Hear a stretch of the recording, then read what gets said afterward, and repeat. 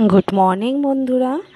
আজকে সানডে, তো বাইরের আকাশ দেখো পুরো কুয়াশায় ঢেকে গেছে। প্রচুর হাওয়াও চালাচ্ছে, ঠান্ডাও পড়েছে প্রচুর বন্ধুরা।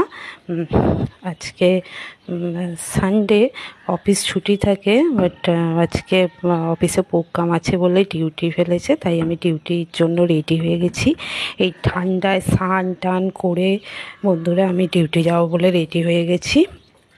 রবিবার প্রচুর কাজ থাকে, কিন্তু কি করব, ডিউটি থাকলে তো যেতেই হবে।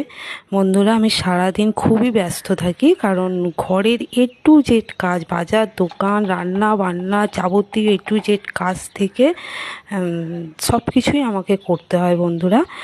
তারপরে অত দূর ডিউটি, যা প্রায় যেতে আসতে 2 ঘন্টা